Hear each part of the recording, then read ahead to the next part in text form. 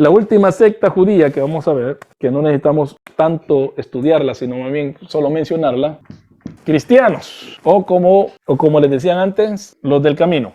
Ahora yo me refiero a ustedes. ¿Por qué tendríamos, qué versículo en la Biblia justificaría que nosotros incluyéramos a los cristianos dentro de las sectas judías del primer siglo? ¿Por qué? ¿Alguien pudiera, o algunos, no solamente unos, pues ya con esto terminamos? Pero yo quiero saber por qué es que ustedes piensan que yo estoy incluyendo al cristianismo dentro de las sectas judías o al movimiento de Jesús. ¿Nadie? Porque después de todo lo que he dicho, ustedes ya están preparados para responder esta pregunta. Si no, le estaba hablando por puro gusto. ¿Será acaso porque pues en la misma escritura se registra con ese título como secta? Por ejemplo, Hechos 8:22. también habla acerca de la secta de los nazarenos. O sea, Ajá. Vamos a leer eso. Excelente. Hechos 8:22. 28. La que yo mencioné era 24:5.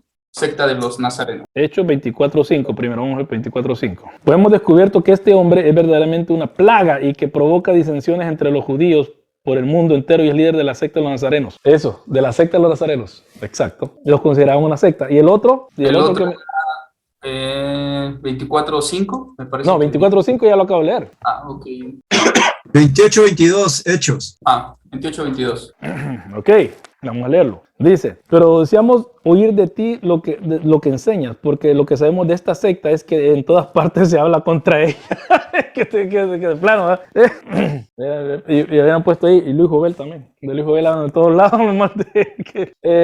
Entonces, el movimiento cristiano, al principio, se le considera una de las sectas más dentro del judaísmo. ¿Por qué sectas? Porque se acuerdan cuando Pablo está delante de Félix y también le dicen eso, que son cosas de ellos, son cosas de la ley de ellos. Dice aquí, dice el 26, y Agripa dijo a Pablo, se te permite hablar en tu favor. Entonces Pablo, extendiendo la mano, comenzó a dar su defensa. Con respecto a todos aquellos que de los judíos me acusan, me considero afortunado, oh rey Agripa, de poder presentar hoy mi defensa delante de ti. Sobre todo porque eres experto en todas las costumbres y controversias entre los judíos. ¡Entre los judíos! No está hablando de que yo ahora sigo otra religión. Por lo cual te ruego que me escuches con paciencia. Pues bien, todos los judíos conocen mi vida desde mi juventud, que desde el principio transcurrió entre los de mi pueblo y en Jerusalén. Puesto que ellos han sabido de mí desde hace mucho tiempo, si están dispuestos a testificar que viví como fariseo, de acuerdo con la secta más estricta de nuestra religión. Y ahora soy sometido a juicio por la esperanza de la promesa hecha por Dios a nuestros padres, que nuestras 12 tribus esperan alcanzar el servir fielmente a Dios noche y día, y por esta esperanza, oh rey, soy acusado por los judíos. ¿Por qué se considera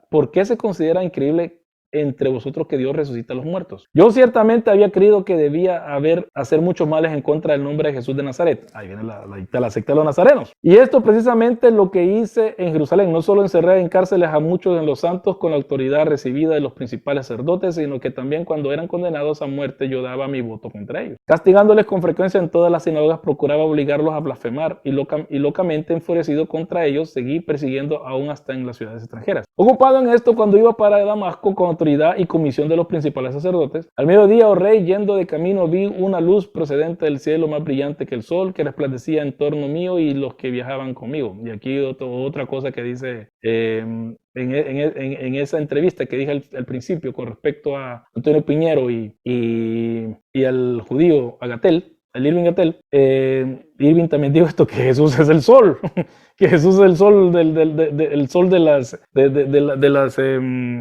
religiones esotéricas. A lo que Piñero dijo que no, pero lo que Piñero dijo, y otros dicen que por lo visto pobrecito Pablo tenía problemas esquizofrénicos porque vio lo que vio, pero eso no tiene nada que ver. Y después que todos caímos al suelo, oí una voz que me decía en el idioma, aquí no solo cayó Pablo, que cayeron todos. Fíjense bien, lean el otro recuento y Pablo cuenta las 3 veces que le pasó esto, lo cuenta diferente. Bueno, el recuento hizo una cosa, después Pablo hizo una cosa y después Pablo le cambia de vuelta. Y después de todos caímos al suelo y oí una voz que decía en el idioma hebreo, Saulo, Saulo, ¿por qué me persigues? Dura cosa es dar cosas contra el aguijón. Cosas contra el aguijón. Yo entonces dije, ¿quién eres, Señor? Y el Señor dijo, yo soy Jesús a quien tú persigues. Pero levántate y ponte en pie porque he aparecido con el fin de designarte como ministro y testigo. Y ya al final voy a decir por qué estoy leyendo tanto. Voy a designarte como ministro y testigo no solo de las cosas que has visto, sino también de aquellas que me aparece me apareceré a ti, librándote del pueblo judío y de los gentiles de los cuales yo te envío, para que abra los ojos a fin de que se vuelvan en la oscuridad la luz del dominio de Satanás a Dios, para que reciban por la fe en mí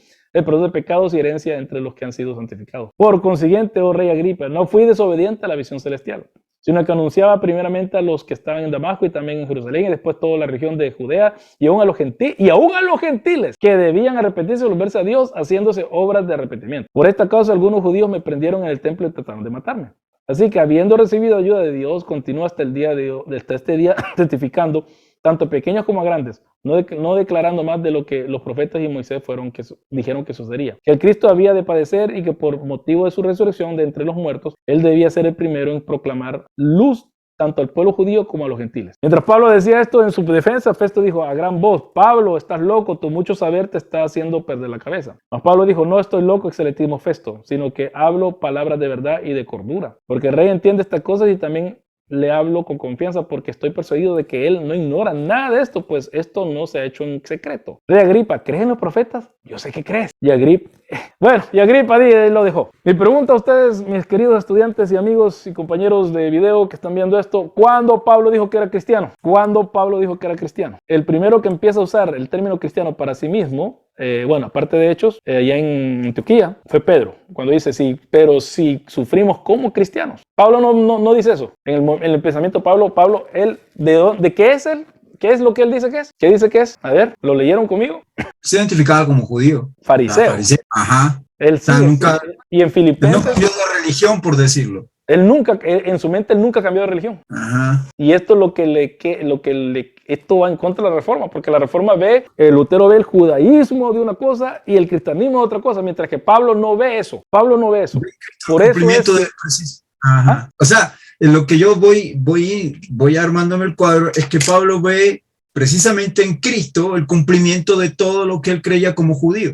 Exacto, así es. Por eso, cuando la gente dice de la teología de reemplazo, que hay dos formas de salvación, la de Israel y la de los gentiles, ¿verdad? Eso es lo que dice la teología, eso es lo que dicen los críticos de la teología de reemplazo, porque la teología de reemplazo es esta, verdadero reemplazo, que no ha habido reemplazo. Como dijiste, no me acuerdo tu nombre ahorita, la cosa siguió, vino la cruz y la cosa siguió, no hubo reemplazo, hubo continuación, y Dios le siguió siendo fiel a Abraham, que le iba a dar hijos tan numerosos como las estrellas del cielo y la arena del mar. Y aquellos que son hijos de Abraham, ¿por qué son hijos de Abraham ahora?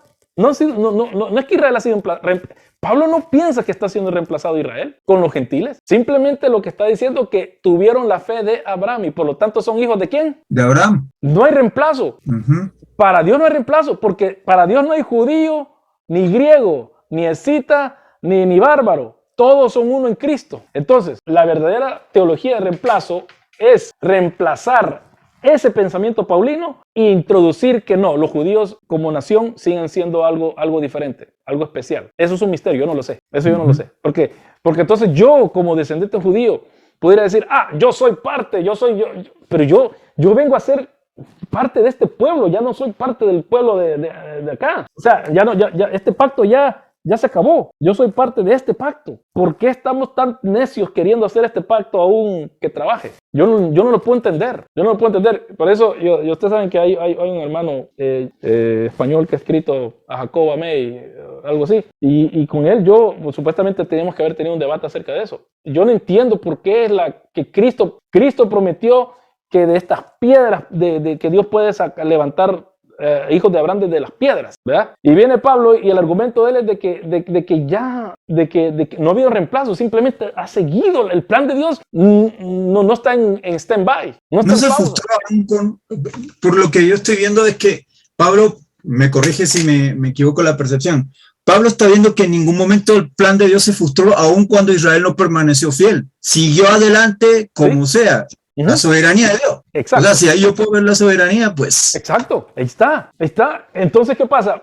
Porque la gente dice, la gente usualmente piensa, los dispensacionalistas, es que Dios, como los judíos no fueron fieles, entonces Dios le dio se fue con los gentiles. No, yo he hecho un estudio, no me acuerdo si como ustedes, que desde el Antiguo Testamento se va diciendo de que la salvación de los gentiles, en Isaías, Él quiere salvar a todo el mundo. Esto ya está predicho ya hace tiempo. en ti serán bendecidas todas las familias de la tierra. Entonces, esto ya está predicho desde el principio, desde Génesis 12. No es, no es algo nuevo. Una consulta, y uno puede ver incluso esa verdad en el mismo Simeón, cuando fueron al templo con Jesús cuando era un bebé, y él mismo menciona que Jesús iba a hacer salvación para los gentiles. Exacto. O sea, esa verdad estaba ahí ya establecida.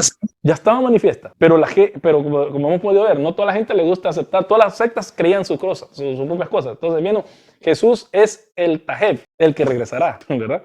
Lo que los samaritanos piensan. Él iba a ser el verdadero intérprete de la ley. Entonces, él interpretó y Pablo interpreta a Jesús conforme por la resurrección, porque la resurrección cambió todo.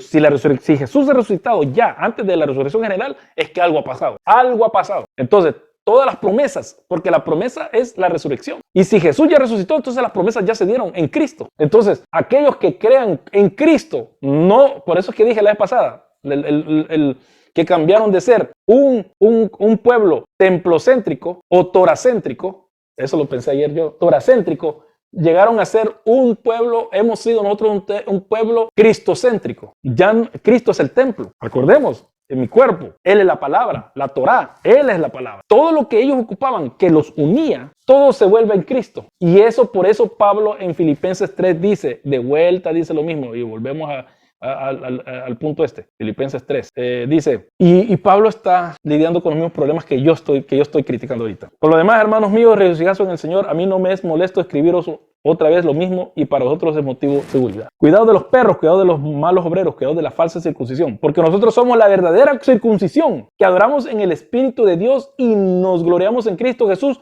no poniendo confianza en la carne. Entonces, eso suena a reemplazo para muchos, sí, eso es horrible oírlo para muchos que creen que Israel ¿cómo es? La canción esa, la niña de su ojo, bueno, sí. Pero, ¿cuál Israel? ¿El Israel de Dios o el Israel por la carne? Cuando en Gálatas dice Pablo de que, ¿cómo se llama? De que el Israel que está ahí en Sinaí o nosotros que somos de Jerusalén. ¿Hijos de quién somos nosotros? Y dice Pablo que los que son de Sinaí, desechados, que los que ponen la fe en la ley. Esto es bien serio, Bueno, dice, porque yo mismo podría confiar en la carne. Si algún otro cree tener motivo para confiar en la carne, ya mucho más. Yo mucho más. Circuncidado al 8º día, de vuelta. Ya después de todo lo de hechos. Circuncidado al 8º día, linaje de Israel, de la tribu de Benjamín, hebreo de hebreos, en cuanto a la ley, fariseo.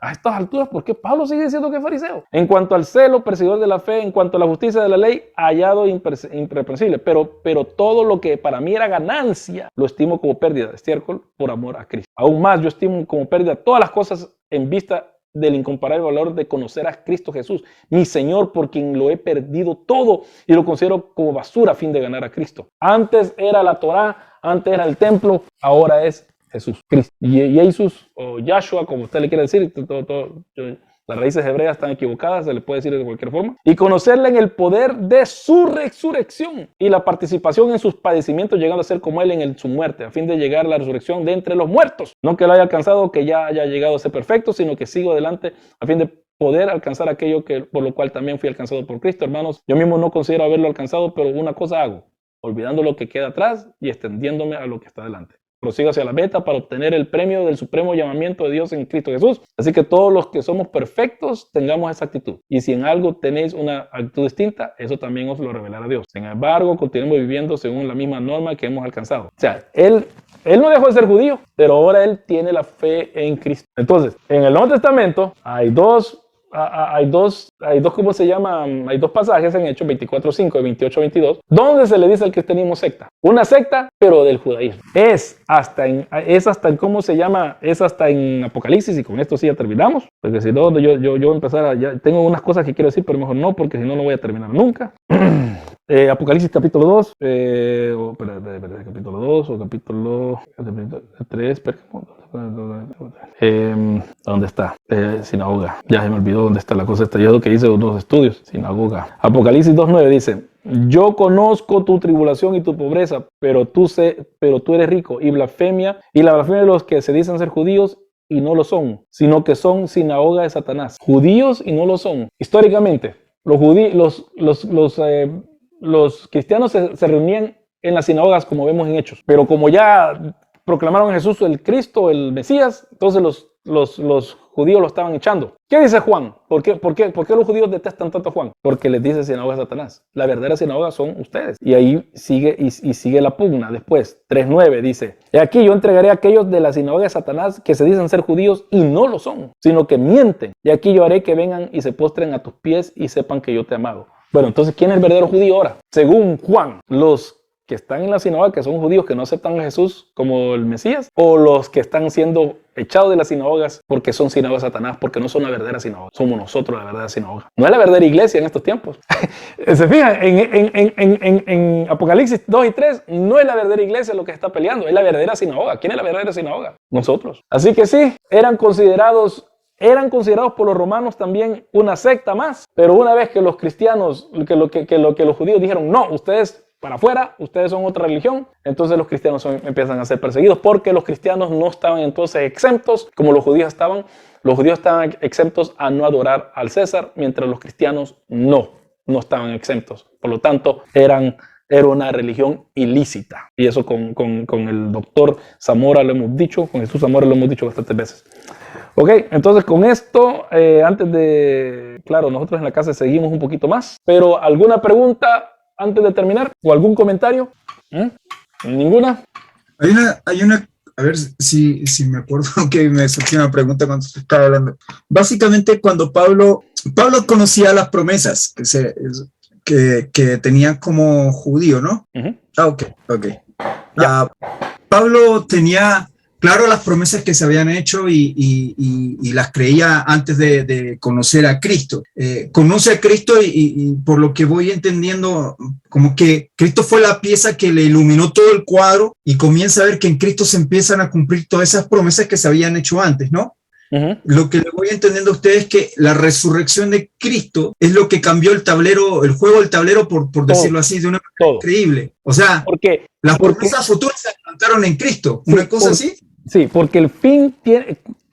¿Qué es lo que dice Daniel que iba a venir al fin? Daniel 12:2. ¿Qué dice Daniel? Que al final iba a haber la resurrección. Si la resurrección ya pasó, ya está el final, ya estamos en los últimos tiempos, por eso en los últimos tiempos, también el derramamiento del Espíritu Santo en Hechos 2, aparte de todo el cuento que los secesionistas pueden decir de que eran para hablar en lenguas y toda esa cosa, el punto primordial de todo eso, aparte del hablar en lenguas, es que estamos viendo en los últimos días, porque hasta en los últimos días... ¿La venida del Espíritu Santo? Sí, porque hasta en los últimos días, en Joel 2:28, dice de que ese iba a ser la señal de que iba a ser el día del Señor. Entonces, imagínate, ven eso y la gente queda, bueno, este es el día del Señor, ya, pues ya viene. Ok, viene, este en el caso de Pedro. En el caso de Pablo, él es judío, sabe que el día del Señor va a venir hasta el final, ¿verdad? La resurrección de los muertos. Resucitan los muertos, resucita Jesús. Entonces ya vino el fin. ¿Y qué está pasando? Por eso dice, Dios tiene paciencia para que todos vean arrepentimiento, ¿verdad? Entonces,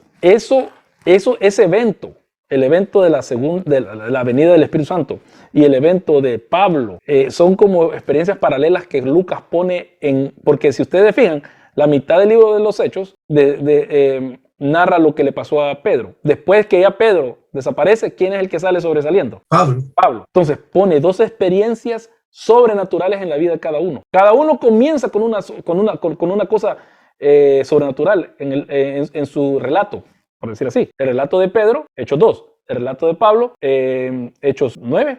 Sí, Hechos 9. Entonces, ahí hay paralelos. Y cada uno, si ustedes leen Joel, si ustedes leen Daniel, esos dos eventos son los que apuntan al día del Señor, al fin. Entonces, por eso es que empezaron a vender todo. La razón por la cual los primeros cristianos vendieron sus tierras, sus bienes, no fue por lo mismo que los esenios, ni los terapeutas. Ellos lo hicieron porque ellos creían que están viviendo en el fin. Y por eso es que después Pablo dice, Pedro, mejor dicho, no hay que ser como otros que tienen la venida del Señor como con tardanza. Y se burlan. ¿Por qué? Porque ellos vivían en esa expectativa escatológica. Es la expectativa que todos tenemos que tener. Es la expectativa que todos tenemos que tener. Exacto. Porque también esa expectativa nos guía a nosotros cómo vivir. Si yo sé que el Señor puede venir en cualquier momento y también, bueno, si hay señales, tengo que vivir en santidad. Tengo que vivir en fidelidad con el Señor, con mi iglesia, con mi familia, todo eso. Te hace un mejor ciudadano y te hace un mejor cristiano también. Qué interesante. que ya no voy a poder leer el libro de los Hechos de la misma manera. Ahora ya me añadió un tips más para poder verlo desde otro enfoque. Sí, de la intención de Lucas. Y esa es la intención de este estudio, pues esa es la intención mía, de que ustedes puedan, y eso que cuando le damos si es que ustedes se van mi esposa me dijo ahora, vas a pararle, ¿va? Porque no hemos salido por texto y aún falta. Y yo le dije, sí, pero el otro año quiero hacer otra vez pero esta vez van a ser 12 semanas, esta vez no van a ser, ya me fijé que yo hablo mucho y también hay mucho que poner. El estudio histórico, eso es otra cosa, vamos a ver que sí, los fundas están hasta cierto punto están correctos en decir de que muchos no conocen a Jesús, pero ellos salen con otro Jesús, salen con un Jesús helenista, que tampoco es el Jesús histórico, ¿entendés? Un Jesús pasado por la filtra del calvinismo o del arminianismo, una cosa así. Sí, aunque te voy a decir, el arminianismo, yo no me considero arminiano, mucha gente dice que yo soy arminiano, yo no creo que la salvación se pierde si sos, como dijo Jesús, el que persevera hasta el fin será salvo. Yo eso es lo que creo. Esa es mi posición soteriológica. Pero ese es arminianismo. Eso lo dijo Jesús. Uh-huh. Te vas a ir en contra de Jesús, pero el que está en mí lleva fruto y el que no lleva fruto lo corto. Sí, está bien, claro, porque no perseveró. ¿Verdad? Sí. Yo a mi esposa yo le he dicho que así como para gente que todavía le cuesta o está recién empezando, yo lo reduzco en una forma sencilla. Síguele creyendo en Jesús. Es eso. O sea, si yo le sigo creyendo en Jesús, permanezco en él. Si le dejo de creer en él por pecado, por endurecer el corazón, por lo que sea, estoy fuera. Pero aún podemos ser engañados de creer en otras cosas, digamos, nosotros somos llamados a ser cristocéntricos, no calvicéntricos, o lutercéntricos, o a mí me enseñan que esa perseverancia que das es que Dios te da esa perseverancia, o sea, lo ponen de esa forma, de que la soberanía de Dios, o sea, si Dios no te ayuda a perseverar, entonces es igual, entonces al final me parece que es lo mismo. Es que, pero está el componente de que uno tiene que tratar también, uno tiene que querer, Dios da el querer y el hacer, pero como hemos visto... Y eso le llaman obras ellos, bueno, lo que me enseñan a mí. Sí, pero las obras, hay obras buenas y obras malas, entonces yo no puedo hacer ni una obra, entonces estoy muerto en Cristo, porque la cosa está, a mí me da risa por una vez más, estamos alargando esto un poco y aún estamos grabando, pero voy a decir esto, estás muerto en tus delitos y pecados, no puedes hacer nada, ahora ¿con quién en el bautismo con quién estás sepultado? Con Cristo. Entonces estás muerto estás muerto aquí y estás muerto acá. Aquí estás muerto en tu delito y pecado y estás pecando y adulterando, robando, mintiendo, haciendo todo. De este lado estás muerto, pero no lo haces. No haces todo lo que el otro muerto hacía. ¿Qué quiere decir entonces la muerte para Pablo? ¿Me entienden? Uh-huh. Nosotros tenemos que leer la Biblia así. No podemos dejar que la secuestren personajes que en realidad nos quieren imponer su forma de pensar y que ellos quizás quieren servir a Dios, pero lo están haciendo sin ciencia, por decir así. Entonces, muerto quiere decir de que de mí no quiero yo nada de Dios. Entonces, muerto al pecado quiere decir que de mí no quiero nada con el pecado. No es que esté muerto, no es que yo no pueda decidir que puedo pecar o no, porque está Cornelio. Cornelio estaba muerto en delitos y pecados, pero Dios le mandó un ángel. ¿Y por qué le mandó un ángel? Porque estaba predestinado. No, ¿por qué le mandó un ángel? Porque Dios ha oído tus oraciones. ¿Va? Clama a mí y yo te responderé. Entonces Dios miente. Por eso les digo, no podemos hacer a Dios el hacedor del mal. La lógica no da eso. Es un misterio entre los fariseos, ¿va? Es un misterio entre lo que la soberanía de Dios y la responsabilidad del hombre, sí, es un misterio. Pero como es misterio, ese misterio se lo deja a Dios. A mí lo que Dios me dice es que tengo que guardar su ley. Y listo. ¿Por qué querés salir siempre como más inteligente?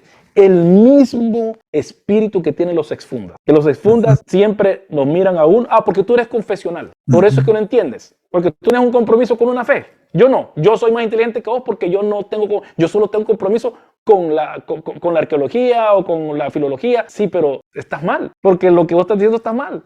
O sea, en el caso de Irving que di al principio, que el propio Piñero le decía que no, ¿verdad? Y muchos de fundas tienen ese, y el calvinismo específicamente el calvinismo, el arminianismo no ha sido tan así, históricamente. Y como le dije, cuando yo hice la clase de calvinismo en la Universidad de Ginebra, ellos mismos en el último módulo, eso es lo que preguntan, ¿por qué el calvinismo crea orgullo en la gente? Se tiene que hacer un estudio sociológico, psicopático, por decir así, yo no sé si se puede decir así, un estudio, un psicoanálisis del calvinismo, por qué el calvinismo históricamente desde el principio ha creado ese sentir de superioridad. Sí, eso es algo muy repetitivo. Y lo dicen los profesores de la academia, que ahora es la Universidad de Ginebra, que son calvinistas, que es la academia que fundó Calvino. O sea, que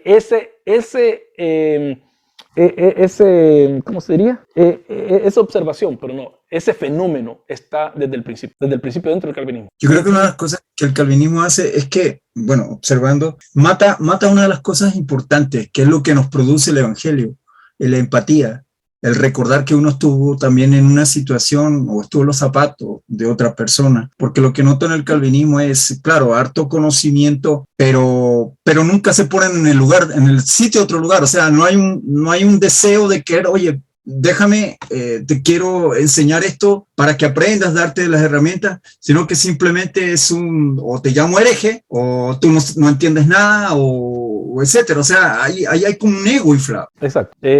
O sea, ha muerto el viejo hombre. Solo que Ya con eso se acaba la conversación. Tu hombre no ha muerto. Tenés que volver.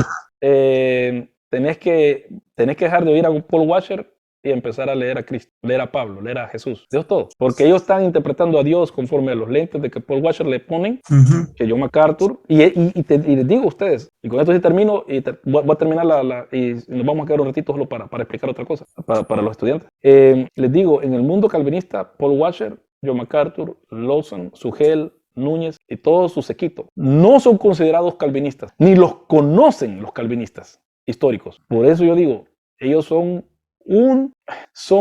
una distorsión del calvinismo que es mala, porque yo estudio en Ridley College, yo estudié y sigo estudiando en un seminario calvinista, donde yo me siento bien aceptado, pensamos igual. Hasta me dicen, ¿por qué no te venías a la iglesia, a una iglesia anglicana? Que en la iglesia anglicana usualmente es calvinista. ¿Por qué no te venías a una iglesia anglicana? No, porque yo soy bautista. Pero ahí estoy bien yo. Y ellos son calvinistas históricos. Y yo estoy ahí y me cuentan, y hasta estuve en una cosa que estuve en un evento con ellos. He predicado en iglesias presbiterianas, he sido pastor de iglesias presbiterianas aquí en Australia, pero con el calvinismo con ese calvinismo yo puedo vivir, pero con el calvinismo que esta otra gente que yo pronuncié, no, porque ellos no son calvinistas, ellos pretenden ser calvinistas y es una distorsión tremenda. Ok, voy a terminar el video y vamos a seguir solo para unos pequeños comentarios con respecto a las clases, a la tarea. Que Dios les bendiga a todos los que están viendo el video y que nos vemos en el próximo.